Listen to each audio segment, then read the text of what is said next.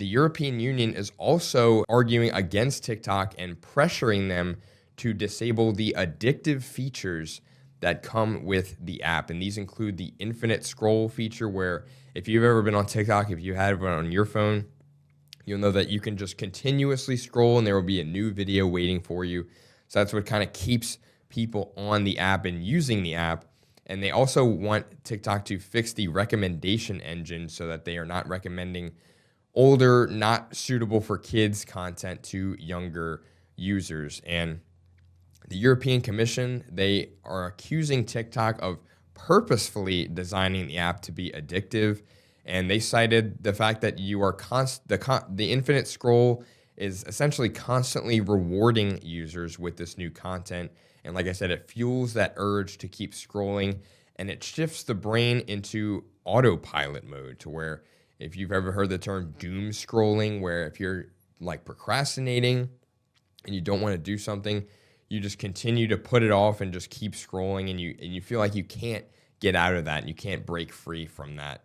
And that is heavily researched by scientists, where they said this may lead to compulsive behavior and reduce self-control. So there are obviously a lot of health and cognitive risks when it comes to extended uses of platforms like this, to where, our brains were not designed to see a video of puppies playing around and then, you scroll and see a TikTok of something on the news of somebody dying or being involved in this fatal crash, and then you go back to a sports highlight clip. You're not meant to experience all of these emotions just in succession within like a 60-second period. It's just obviously not good for the brain, and it's clearly showing in research. And again, going back to what I was talking about with social media in Europe, these social media platforms are upping their security measures around the world, and this includes Australia, where they have recently banned anyone under the age of 16 from accessing social media apps. And the United Kingdom and Spain are pretty much right behind them. They are expected to follow suit in that regard.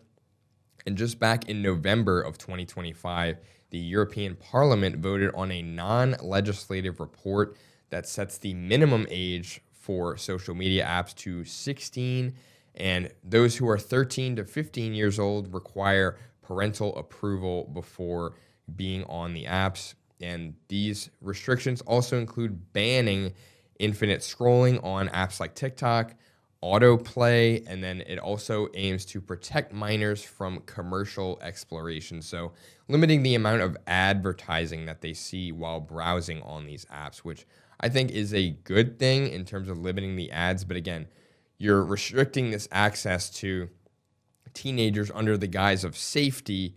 But again, if you require age verification, where you're accessing personal data to prove that you're over the age of 16, again, I just cannot see this ending well personally, but you may feel otherwise. But in Europe specifically, if this does pass, they will essentially prohibit access to services that don't comply with this law while operating in Europe. But we'll see if that ever does come to pass. I'm assuming, based on the Online Protection Act that Europe recently just passed, that also requires mass age verification for certain websites that are not deemed suitable for normal teenagers.